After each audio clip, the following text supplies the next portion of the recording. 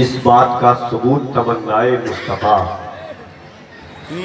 اس بات کا ثبوت تمنائے مصطفیٰ، قرآن گفتگو کرے سمجھائے مصطفیٰ۔ کہے سبحان اللہ۔ اس بات کا ثبوت تمنائے مصطفیٰ، قرآن گفتگو کرے سمجھائے مصطفیٰ۔ میں بھی پڑا ہوا تھا گناہوں کے ڈھیر میں، اس گندگی سے مجھ کو اٹھا لائے مصطفیٰ۔ میں بھی پڑا ہوا تھا گناہوں کے ڈھیر میں، اس گندگی سے مجھ کو اٹھا لائے مصطفیٰ۔ اس بات کا ثبوت تمنائے مصطفیٰ، قرآن گفتگو کرے سمجھائے مصطفیٰ۔ میں بھی پڑا ہوا تھا گناہوں کے ڈھیر میں، اس گندگی سے مجھ کو اٹھا لائے مصطفیٰ۔ اور میری تجوریاں ہیں مظفر بھری ہوئی، مانگے وہ اور کیا جسے مل جائے مصطفیٰ۔ میری تجوریاں ہیں مظفر بھری ہوئی، مانگے وہ اور کیا جسے مل جائے مصطفیٰ۔ حاضرین، میں نہیں چاہتا کہ آپ کا وقت ضائع کروں۔ انشاءاللہ علامہ سلطان رضا صاحب قبلہ کے خطاب نایاب کے بعد شاعر اعظم ہندوستان حضرت مبارک حسین مبارک صاحب قبلہ سے آپ ملاقات کریں گے۔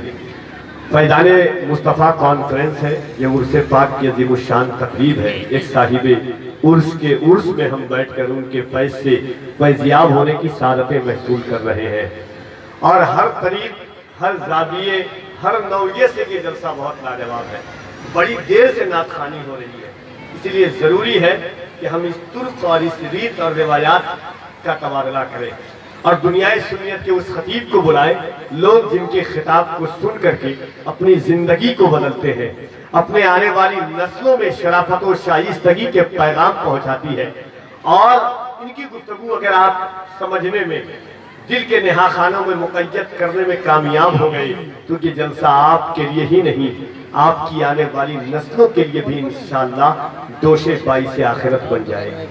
دوستو، لڑائی ہم بھی سمندر سے کر چکے ہوتے اگر ہمارا جزیرے بکھر نہیں ہوتا۔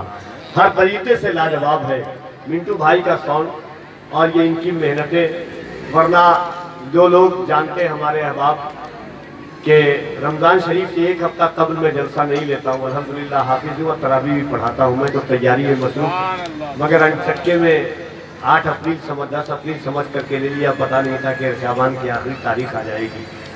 مختار بھائی فریش میڈیا، ان کی آوازیں پورے ہندوستان میں لوگ سنتے ہیں، علامہ سلطان رضا کا استقبال کیجئے۔ انشاءاللہ اس کے بعد جو اشعار مجھ سے سننے کی لوگ تمنا کرتے ہیں میں پیش کروں گا۔ میں ان نقیبوں میں نہیں ہوں کہ حالات سازگار ہو تو اپنی ٹرین کو ایک دم چلا دوں۔ ایک شخص سے میں نے کہا کہ صاحب آج کل ریلوے بہت نقصان میں جاتا ہوگا، بالکل حقیقت بات ہے، کیونکہ ٹریک پر ٹرینیں بہت کم چل رہی ہے، تو کچھ لوگ آ کر کے بیٹھے، ہم لوگ کھڑگپور کی طرف جا رہے تھے، کھڑگپور ریل کا بہت بڑا یہ ہے، تو 4-5 ڈرائیور تھے، کہا کہ مولوی صاحب آپ نہیں سمجھیے گا، اس وقت پورے جب سے آزادی کے بعد سے ریلوے جتنا فائدے میں نہیں، اس سے زیادہ اب فائدے میں ہے۔ ہم نے کہا کیسے؟ آدھے سے زیادہ ٹرین بند ہے۔ کہا ٹریک پورا کا پورا خالی ہے، مال گاڑی اتنے اسپیڈ میں دوڑ رہی ہے جیسے راجدھانی، پیسنجر سے کتنا کوئی کما لے گا جتنا مال گاڑی سے کما لیتا ہے۔ تو میں ان نقیبوں میں نہیں ہوں، الحمدللہ۔ آئیے ہندوستان کے باکمال خطیب کا استقبال کیجئے، دل لگا کر، دماغ لگا کر، عقیدت اور احترام کے ساتھ۔ ایک ایک شخص اپنے ہاتھوں کو اٹھائے محبت اور احترام کے ساتھ، یہ سوچ کر کے کہ رضا والے بلند جب اپنی صدائیں کرنے لگتے ہیں، رضا والے بلند جب اپنی صدائیں کرنے لگتے ہیں، منافق اس کو سن کے دائیں بائیں کرنے لگتے ہیں۔ محبت سے کوئی کہتا ہے جب یا رسول اللہ، فرشتے اس کے حق میں بخشش کی دعائیں کرنے لگتے ہیں۔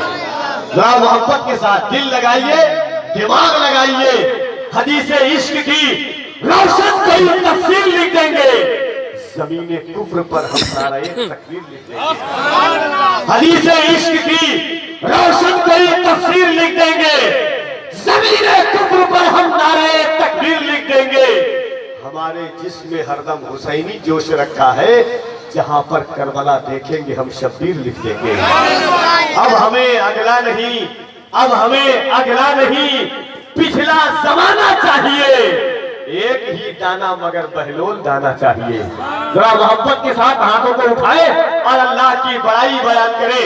لگے کہ آپ اپنے گاؤں میں نہیں، تم بڑے خضرا کی چھاؤں میں بیٹھ کر مصطفیٰ کا جلسہ سن رہے ہیں، نعرہ تکبیر، اور ذرا محبت سے نعرہ تکبیر، نعرہ رسالت، فیضان مصطفیٰ کانفرنس، مذہب اسلام، فیضان مخدوم بہار، فیضان مخدوم شرفہ، فیضان سرکار سرگاہی، فیضان حضور بہاء الدین، نعرہ تکبیر، نعرہ رسالت۔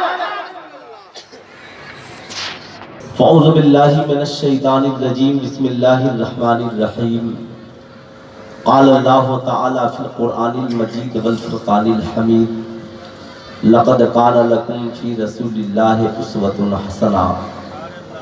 صدق اللہ العلی العظیم، بلغنا رسولہ النبی الامین المکین الکریم، ونحن علی ذلک لمن الشاہدین والشاکرین والحمد للہ رب العالمین۔ سارے جہان کے مرکز عقیدت مصطفیٰ جان رحمت حضور احمد مصطفیٰ حضرت محمد مصطفیٰ صلی اللہ تعالی علیہ وسلم کی بارگاہ عالی جاہ میں جی لگا کر ہدیہ درود و سلام پیش کریں اور پڑھیں اللہم صلی علی سیدنا شفیعنا حبیبنا مولانا محمد مادنی جود والکرم منبع العلم والحلم والحکم، بارک وسلم صلو علیہ صلاۃ و سلاما علیک یا رسول اللہ صلی اللہ تعالی علیہ وسلم۔ آج کی یہ مقدس محفل جس میں ہم اور آپ حاضر ہیں، اللہ کے ایک مقدس ولی کی بارگاہ میں ہم اپنی زندگی کی تمام راتوں میں سے ایک رات کو گزار رہے ہیں۔ مجھ سے پیشتر آپ نے ہندوستان کے مشاہیر شعراء اسلام کی بہت اچھی اچھی نعتیں سماعت کی۔ انشاءاللہ میرے بعد ہندوستان کا وہ شاعر جسے سننے کے لیے ہر شہر بے قرار ہے، شاعر اعظم ہندوستان حضرت الحاج مولانا مبارک حسین صاحب لا مبارک اسٹیج پر تشریف فرما ہے۔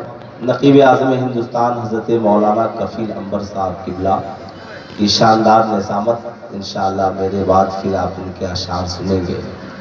خطیب الہند مفکر اسلام حضرت علامہ ڈاکٹر ذاکر حسین صاحب قبلہ گیا، ان کی خطابت سے آپ مستفیض ہوں گے۔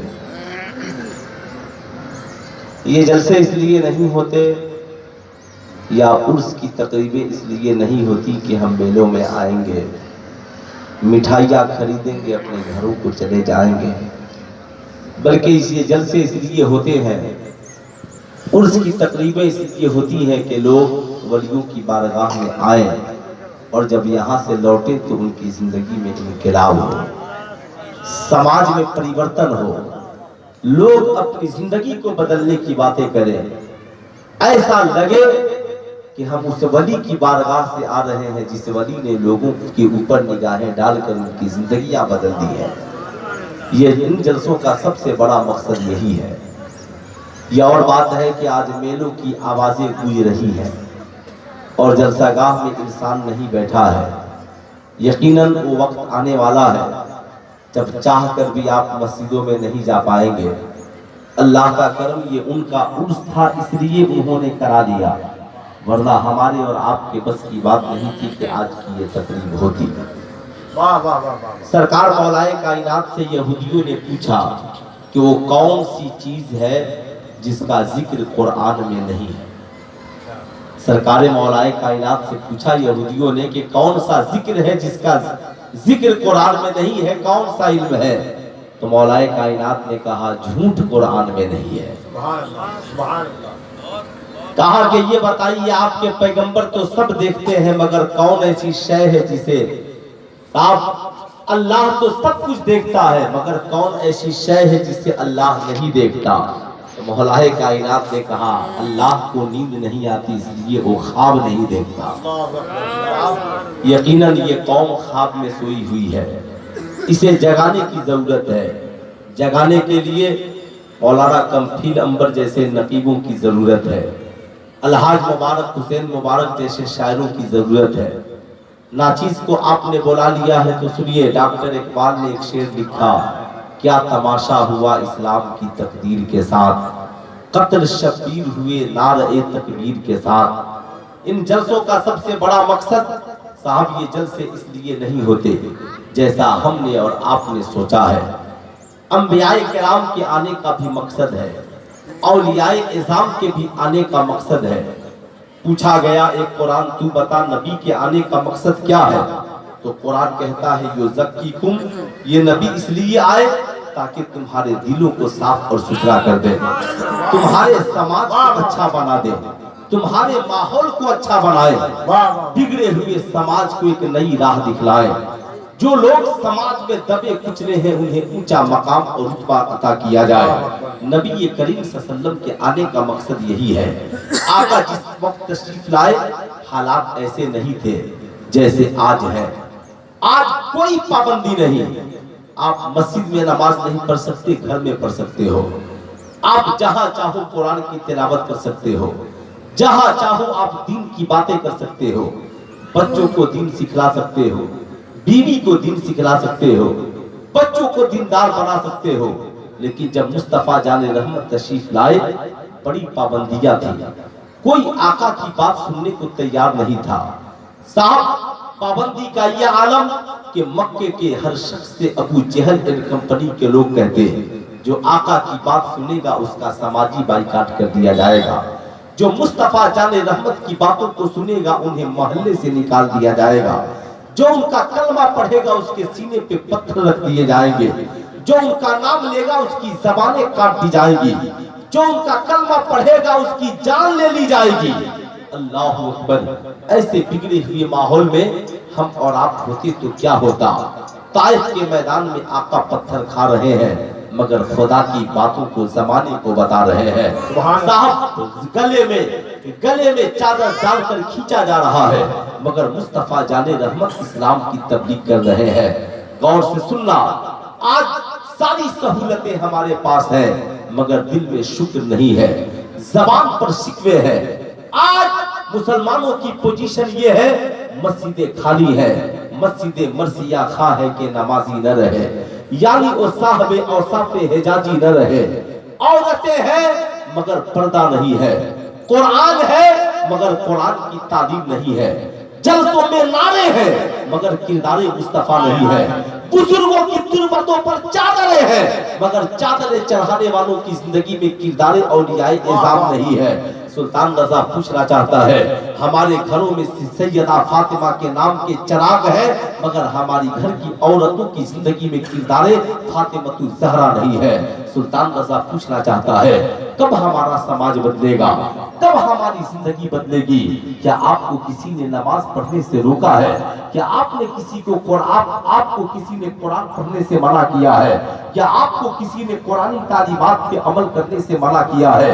اب ذرا غور سے سنیے گا، میری گفتگو ایک تحریک کے تحت ہوتی ہے، انشاءاللہ آپ اسے اپنے دامن میں سمیٹ کر کے لے کر کے جائیں، اپنی نسلوں تک پہنچائیں۔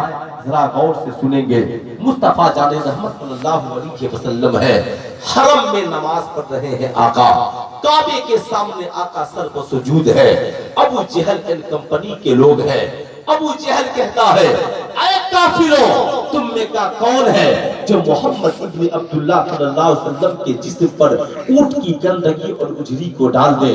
ذرا غور سے سوچنا، آج تو نماز پڑھے تو تیرے جسم پہ کوئی اجری نہیں ڈالتا، تو سجدہ کرے تو تیرے جسم پہ کوئی گندگی نہیں ڈالتا، آج تو کعبے میں جائے تو تیرے لیے شربت بھی موجود ہے، تیرے لیے سبیلے بھی موجود ہے، آج تو نماز پڑھے تو غیر بھی تیری عزت کرتے ہیں مگر وہ زمانہ ایسا، بانی اسلام محمد رسول اللہ صلی اللہ علیہ وسلم سجدہ کر رہے ہیں، اللہ اکبر، سجدے میں ہے آقا، ابو جہل اینڈ کمپنی کے لوگ جاتے ہیں، اونٹ کی گندگی اجری کو لا کر آقا کے جسم پہ ڈال دیتے ہیں۔ سوچو اے زمین ہم نے نہیں دیکھا مگر تو نے تو دیکھا ہے، اے آسمان ہم نے نہیں دیکھا مگر تو نے تو دیکھا ہے، بول اس وقت آقا کے دل پہ کیا گزری ہوگی؟ آقا سجدہ کر رہے ہیں، کفار جسم پہ اجریاں ڈال رہے ہیں، تجھے تو تھوڑا سا ڈرا دیا جائے تو تو مسجد چھوڑ کر بھاگ جائے گا، تھوڑی سی باتیں ہو جائے تو تو گھر چھوڑ کر بھاگ جائے گا، تھوڑی سی باتیں ہو جائے تو مصلی چھوڑ کر چلا جائے گا، مگر آمنہ کے لال کے جسم انور پر اجریاں ہے مگر مصطفیٰ جان رحمت سجدے سے سر نہیں اٹھا رہے ہیں، آقا کا سر سجدے میں ہے، आंखों में आंसुओं के कतरात है मौला, मैं तेरी इबादत में हूँ मौला, मैं तेरे सामने सर सुजूद हूँ। ए मौला, तुझसे बड़ा ताकतवर कोई नहीं है। ऐ मौला, तू ही कुव्वत और ताकत वाला है। ऐ मुसलमान, बता तू कितनी देर खुदा की बारगाह में रोता है, तू कितने सजदे रब की खुशनुदी के लिए करता है। बता, क्या सिर्फ जुमा के दिन तो सजदे कर लेने तेरी जिंदगी के लिए काफी है? क्या नमाज़े जनाजा में सिर्फ रिश्तेदारों के नमाज़े जनाजे में खड़े हो जाना ये काफी है? क्या सिर्फ बुजुर्गों के मजार पे आकर एक दिन की चादरें चढ़ा लेना तेरी जिंदगी के लिए काफी है? जरा गौर से सुनना, चादरें भी चढ़ाना मगर मेरा मशवरा मान लो। सुनो सुनो, जरा गौर से सुनो, नबी करीम सल्लल्लाहु अलैहि वसल्लम सजदे में है। किसी ने जाकर कहा, सैयदा फातिमा ज़हरा रज़ियल्लाहु ताला अन्हा से, सैयदा आपके बाबा काबा के सामने सजदे कर रहे हैं और काफिरों ने जिस्म पे उछलियां डाल दी है। सोचो सैयदा फातिमा के दिल पे क्या गुजरी होगी। सैयदा के आंखों में आंसू के कतरात है। सैयदा आती है अपने नर्म हाथों से, अपने उन अजीम और पाकीज़ा हाथों से आकाए करीम सल्लल्लाहु अलैहि वसल्लम के जिस्म से उजरियां हटाती है। ज़ारों का तहर रो रही है, बाबा जान सजदे से सर को उठाइए। आका सजदे से सर को उठाते हैं। एक बेटी अपने बाप से पूछती है, अब्बा हुजूर, क्या हम हक पर नहीं है? क्या हमारा मजहब हक नहीं है? ए अब्बा हुजूर, क्या सजदा करने का इनाम यही है कि आप सजदा करें और आपके जिस्म पे उजरियां डाल दी जाए? अल्लाह के नबी फरमाते हैं, बेटी फातिमा सब्र करो, सब्र हमारी जिंदगी है। फातिमा सब्र के दामन को न जाने देना। ऐ फातिमा, इन काफिरों की ताकत चंद रोज़ा है, एक दिन आने वाला है उस खुदा की ताकत के सामने ये काफिर ठहर नहीं पाएंगे। ऐ फातिमा, फिक्र न करो, बाबा जान अगर हम सच्चे हैं तो ताकतवर क्यों नहीं, अगर हम हक पर हैं तो ताकतवर क्यों नहीं। सुनो आका ने अपनी मुकद्दस बेटी से क्या कहा। आका फरमाते हैं, फातिमा ये बात सच है, बात सच है, हम जिस खुदा की इबादत कर रहे हैं उस खुदा से बड़ा ताकतवर कोई नहीं। ए बेटी फातिमा, एक दिन आएगा ये काफिर भी खत्म हो जाएंगे, इनका कुफ्र भी मिटेगा, मक्के में कोई काफिर नहीं बचेगा। यहाँ पर अगर नाम लिया जाएगा तो सिर्फ खुदा का नाम लिया जाएगा, या खुदा के नाम के साथ आपके बाबा जान मुहम्मदुर रसूलुल्लाह का नाम लिया जाएगा। जमाने की नस्लों ने देखा, दुनिया की निगाहों ने देखा। सोचो मुसलमानों, तेरे साथ हुआ होता तो तू क्या करता? तेरे साथ ये मामलात होते तो तू क्या करता? तेरे साथ ये बातें होती तो तू क्या करता? आका फरमाते हैं, ए मुसलमानों सुनो, तुम खुदा से तुम्हारा सौदा हो चुका है, तुम खुदा से मोहब्बत करने वाले हो, तुम मौला से प्यार करने वाले हो। अब जरा गौर से सुनो, जब मुस्तफा जाने रहमत सल्लल्लाहु अलैहि वसल्लम इस्लाम की तबलीग कर रहे हैं, जमाने को तरसे वफा दे रहे हैं, लोगों जरा मेरी तरफ गौर से देखो, मैं सजदे में हूँ, कुफार और मुशरिकीन उजरियां डाल रहे हैं मगर मैं सब्र कर रहा हूँ। ताइफ के मैदान में हूँ, कुफार और मुशरिकीन पत्थर मार रहे हैं मगर मैं सब्र कर रहा हूँ। आकाए करीम सल्लल्लाहु अलैहि वसल्लम की सब्र भरी जिंदगी का जब हम मुताला करते हैं तो ऐसा लगता है कि अगर हमारे ऊपर जितने जुल्म सितम हो ये सारे जुल्म सितम कम है। आज पूरी दुनिया में सबसे ज्यादा अगर कोई मजलूम मजहब है तो उस मजहब का नाम मजहब इस्लाम है। गैर भी इस्लाम पे हमला आवर है और आज अपने भी इस्लाम के ऊपर हमला आवर है। साहब पूछा यहूदियों ने कि पूरी दुनिया में इस्लाम आखिर फैला कैसे? इस्लाम बड़ी तेजी से पूरी दुनिया में फैला। यहूदियों के सिपा सलार ने कहा, मुसलमानों के पैगंबर के पास दो चीजें ऐसी है कि पूरी दुनिया में किसी के पास नहीं है। यहूदियों ने कहा, वो दो चीजें कौन सी है? कहा, किताबों में कुरान जैसी अजीम किताब नबी के पास है और उनके पास इतना अच्छा किरदार है कि दुनिया में किसी इंसान के पास इतना अच्छा किरदार नहीं है। यहूदियों ने पूछा, वो किरदार क्या है? कहा, जमाना गालियां दे मगर वो दुआ देते हैं, राह में कांटे बिछा दिए जाए मगर वो दुआएं देते हैं, जमाना उनके ऊपर पानी बंद कर दे मगर वो गरीबों को पानी पिलाते हैं, जमाना उन्हें बुरा भला कहे मगर वो दुआ दवाएं देकर चले जाते हैं। उनका दुश्मन भी बीमार पड़ जाए तो उसकी मिजाज पूरी के लिए चले जाते हैं। जब तक मुसलमानों की जिंदगियों में दो चीजें बाकी रहेंगी, मुसलमान पूरी जिंदगी तरक्की करते रहेंगे। यहूदियों ने कहा वो दो चीजें क्या है? कहा एक तालीम कुरान और दूसरा किरदार मुस्तफा। एक तालीम कुरान और दूसरा, दोनों हाथों को उठाकर बोलिए, एक तालीम कुरान और दूसरा किरदार मुस्तफा। अब जरा याद रखिए, गरीब नवाज भारत में क्या लेकर आए? एक हाथ में कुरान लेकर आए, दूसरे हाथ में किरदार मुस्तफा लेकर आए। आला हजरत के दादा जान हिंदुस्तान में क्या लेकर आए? एक हाथ में कुरान लेकर आए, दूसरे हाथ में किरदार मुस्तफा लेकर आए। सोचो, मखदूम अशरफ भारत में क्या लेकर आए? शिमला से चले तो एक हाथ में कुरान लेकर चले और एक हाथ में किरदार मुस्तफा लेकर के चले। अब जरा गौर से सुनना, इस्लाम के मुकद्दस शहजादे और शहजादियों, सुनो, हजरत सलाहुद्दीन अय्यूबी है, चीफ कमांडर ऑफ इस्लाम है। यहूदियों से जंग हो रही है। यहूदी सलाहुद्दीन अय्यूबी के खौफ से भागने लगे। यहूदियों के सिपाहसालार अपनी फौज को छोड़कर भागता हुआ अपने महल में दाखिल होता है। जो ही महल के अंदर गया, अपने महल में ऐलान करता है, ओ मेरे घर की बहू बेटियों सुनो, आज मुझे कोई और नहीं बचा सकता। कहा आज तुम चाहो तो मेरी जिंदगी बच सकती है। कहा वो कैसे?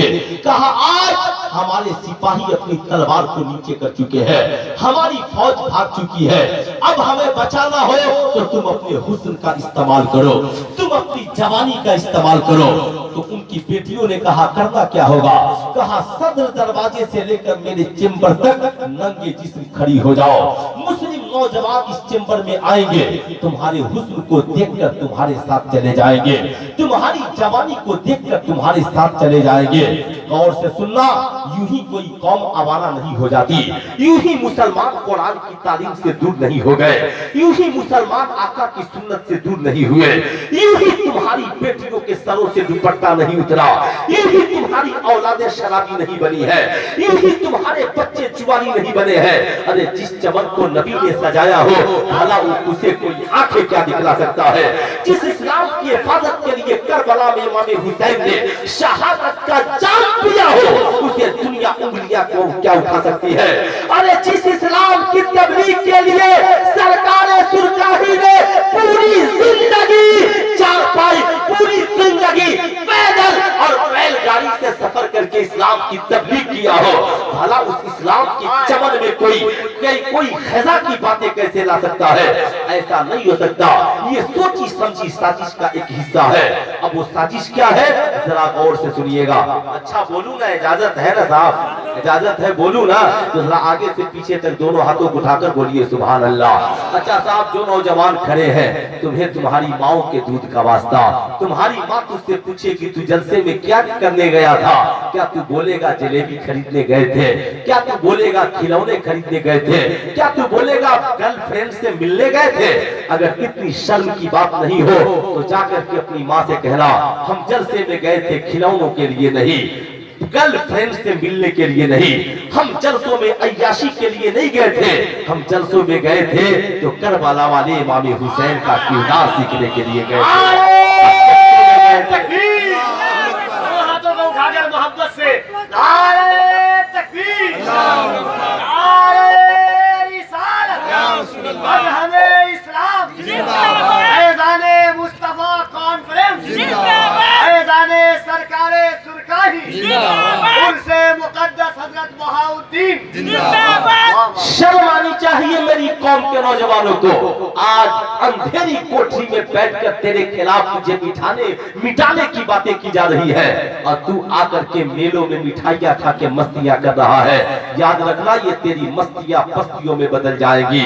याद रखना, इसलिए सुल्तान रजा की गुजारिश है, इन जलसों को तरजीह दो, इन जलसों में आकर के बैठो, बैठ करके सोचो, हम तो अपने एक घर को, अपने घर वालों को मुसलमान मुसलमान न बना सके, लेकिन सरकारे सुरकाही ने तो पूरे इलाके को इस्लाम सिखला दिया। साहब फिर भी सोच, तू वलियों की बारगाह में आया है, अब जरा गौर से सुनना, यूं ही खिजा नहीं है, बल्कि इस खिजा के पीछे एक सोची समझी साजिश है। सुनो, सलाहुद्दीन अय्यूबी है। Salahuddin Ayyubi chief commander of यहूद के पीछे भागते हैं। भागता भागता यहूदी अपने चेंबर में गया, उसकी हसीन और जमील बेटियां आकर के दरवाजों पे खड़ी नंबर लाइन लगा देती है। लाइन से खड़ी है, किसी के जिस्म पे कपड़ा नहीं है। हुस्न जमाल का ये आलम कि बड़े बड़े यहूदी उनकी बेटियों को देखने के लिए आते, उनके हुस्न जमाल को देखने के लिए आते। जब chief commander of Islam Salahuddin Ayyubi की नजर पड़ी, ठहर गए। मुस्लिम नौजवानों को रोका, कहा मेरी कौम के नौजवानों ठहर जाओ। पूछा नौजवानों ने क्या हुआ? कहा हम छोटी जंग से बड़ी जंग की तरफ आ गए। छोटी जंग से क्या कहा? तलवार की जंग ये छोटी जंग है। आज हम अपने मुल्क में भी छोटी जंग से बड़ी जंग की तरफ आ गए हैं। अब इस मुल्क में तलवार की जंग नहीं, बम बारूद की जंग नहीं है। एपीजे अब्दुल कलाम के बम बारूद और एटम बम की जरूरत नहीं है। अब इस मुल्क में जरूरत है तो किरदारे तेरे अली की जरूरत है। इस मुल्क को जरूरत है तो किरदारे गरीब नवाज की जरूरत है। इस मुल्क को अभी जरूरत है तो किरदारे आला हजरत की जरूरत है। इस मुल्क को जरूरत है तो किरदारे मुफ्ती आजम की जरूरत है। अरे इस वक्त अगर इस मुल्क में जरूरत है तो बरेली के किरदारे ताजुल शरीया की जरूरत है। याद रखना, जरा गौर से सुनना। हो सकता है मेरी बात आपको बुरी लगे, लेकिन जो नस्ल लगाता है वो बुरा नहीं होता।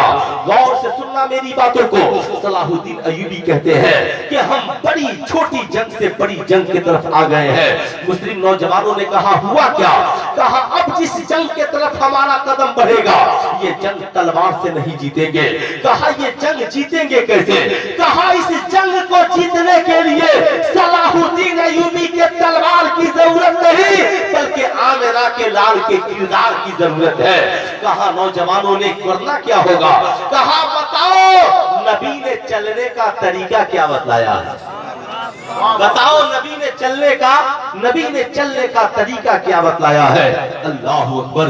मुस्लिम नौजवान बोल पड़े, ए सलाहुद्दीन अय्यूबी, नबी ने तरीका ये बतलाया है कि जब राह चलो तो निगाहें नीची करके चलो, दाएं बाएं देखकर न चलना, किसी की बेटी बहू पे नजरें न डालना, बल्कि अपनी निगाहों की हिफाजत करना और मंजिल की तरफ कदम बढ़ाते रहना। सलाहुद्दीन अय्यूबी कहते हैं बस अगर आज हमने आका की सुन्नत पे अमल कर लिया तो बस जीत 2 कदम है। हम यहाँ से दाखिल होंगे और जीत के मैदान में कदम रखेंगे। मुस्लिम नौजवानों ने कहा सलाहुद्दीन अय्यूबी, हम वादा करते हैं चेंबर में दाखिल होंगे, न दाएं देखेंगे न बाएं देखेंगे। अल्लाह अकबर। जब सलाहुद्दीन अय्यूबी और मुस्लिम नौजवानों का ये काफिला दाखिल हुआ है, ऐ नौजवानों, नौजवान तो तुम भी हो और नौजवान वो भी थे, मुसलमान तुम भी हो, मुसलमान वो भी थे, कुरान तुम भी रखते हो, कुरान वो भी रखते थे, नबी के नाम का नारा तुम भी लगाते हो, नबी के नाम का नारा वो भी लगाते थे। मगर जरा सीने पे हाथ रख के सोचो मुसलमानों, कभी रात की तन्हाई में सोचो, हमारी जिंदगी गुनाहों में गुजर रही है, हमारी रातें गुनाहों में गुजर रही है, हमारी कौम के नौजवान पूरी रात गंदी और गलीज तस्वीरें देखने में गुजार देते हैं, हमारी कौम की बेटियां पूरी रात नाच और गानों में गुजार देती है। ऐ मेरी कौम, तेरी रातें अब इबादतों में नहीं गुजरती। ऐ मेरी कौम के नौजवानों, आज तुम्हारी जिंदगी इबादतों में नहीं गुजरती, ना ही तेरी तबीयत कुरान की तिलावत में लगती है, ना ही तेरी तबीयत खुदा की इबादत में लगती है, ना ही तेरी तबीयत अल्लाह और उसके रसूल के जिक्र की महफिलों में लगती है। फिर भी तू कहता है हमें कामयाबी क्यों नहीं मिलती, फिर भी तू कहता है हमें कामयाबी क्यों नहीं मिलती। अरे कामयाबी चाहिए तो तलवार को छोड़, किरदारे मुस्तफा को अपना। जिस दिन तूने किरदारे मुस्तफा को अपना दिया तू चलता जाएगा, कामयाबी तेरे कदम को चूमती जाएगी, कामयाबी तेरे कदम को चूमती जाएगी। मगर जिस कौम का नौजवान ऐसा हो गया, जिस कौम की नौजवान लड़कियां ऐसी हो गई, जिस कौम के माँ बाप ऐसे हो गए, सोचो उस कौम के क्या बनेगा, उस कौम की क्या पोजीशन होगी। कभी तूने सोचा है? सलाहुद्दीन अय्यूबी है, जब कमरे के अंदर दाखिल होते हैं यहूदी के घर में, निगाहें नीची है, पढ़ते चले गए, पीछे से सिपाहियां ने इस्लाम चले जा रहे हैं। यहूदियों की बेटियां हैरान है, ये कैसे लोग हैं जिनकी निगाहें मेरे तरफ नहीं पड़ती? क्या मेरे हुस्न में खराबी है? क्या मेरी जवानी बदल गई है? क्या यहूदियों के बड़े बड़े शहजादे हमें देखने आते थे? क्या बात है आज कोई मुसलमान हमें देखने को तैयार नहीं है? सुनो, सलाहुद्दीन अय्यूबी ने क्या कहा था? ओ यहूदियों, तुम जानना चाहते हो हमने तुम्हारी बेटियों को क्यों नहीं देखा? यहूदियों ने कहा, हाँ बस बता दो कि तुमने हमारी हसीनो जमील बेटियों को क्यों नहीं देखा? सलाहुद्दीन अय्यूबी ने कहा, जिन निगाहों में हुस्ने मुस्तफा बस चुका हो, उन निगाहों में किसी और की तस्वीर नहीं बसती है। जिसे मेरे इमाम ने यूं कहा, वो कमाल हुस्ने हुजूर है, क्योंकि माने नक्शे जहां नहीं, वही फूल खार से दूर है, वही शम्मा है कि धुआं नहीं।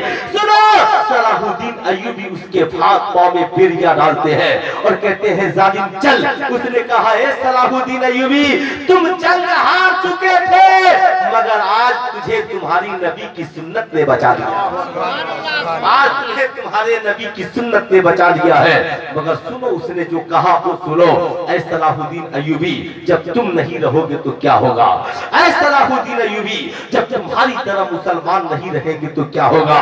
सलाहुद्दीन अय्यूबी ने कहा, बताओ क्या होगा?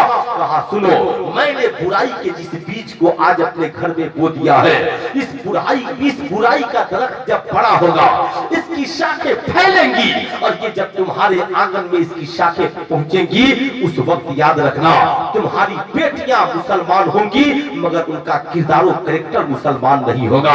तुम्हारे बच्चे मुसलमान होंगे, मगर उनका किरदार और कैरेक्टर मुसलमान नहीं होगा। तुम्हारी औलादें मुसलमान होंगी, मगर उनकी सोच इस्लामिक नहीं होगी, और उनकी सोच और फिक्र में इस्लाम नहीं होगा। कहा, फिर होगा क्या? कहा, हमारी बेटियां नाच कर तुम्हारी बेटियों को नाचना सिखलाएंगी, हमारे बच्चे शराब पीकर तुम्हारे बच्चों को शराब पीना सिखलाएंगे, हमारे बच्चे बेहयाई और बुराई करके तुम्हारे बच्चों को बेहया और बुरा बनाएंगे। सुनो, हुआ भी ऐसा ही। कुछ दिनों के बाद यहूदियों की मीटिंग हुई। कहा कि थोड़ी सी मुद्दत में पूरी दुनिया में इस्लाम जगमगा रहा है, इस्लाम को रोकना बहुत जरूरी है। कहा, तो फिर रोकोगे कैसे? कहा, मुसलमानों की तरक्की को रोकना है तो कुरान की तालीम से मुसलमानों को दूर करना होगा, मुस्तफा जाने रहमत की सीरत से मुसलमानों को दूर करना होगा। कहा, दूर करने के लिए क्या करना होगा? कहा, दूर करने के लिए दो काम करो। नंबर एक, मुसलमानों की जिंदगी से कुरान की तालीम को निकालो, और मुसलमानों की जिंदगी से सीरत मुस्तफा को निकाल दो। कहा, निकालेंगे कैसे? मुसलमान तो हर लम्हा कुरान पढ़ते हैं, मुसलमान तो जहां बैठते हैं वहां आका की सीरत की बात करते हैं। यहूदियों ने कहा, हम ऐसी मशीन बनाएंगे कि मुसलमानों के घरों में उन मशीनों को पहुंचाएंगे। कहा, वो कैसे? मुसलमानों के घर में ममानियत है, मुसलमानों का रिश्तेदार भी उनके घर में दाखिल नहीं हो सकता। मुसलमान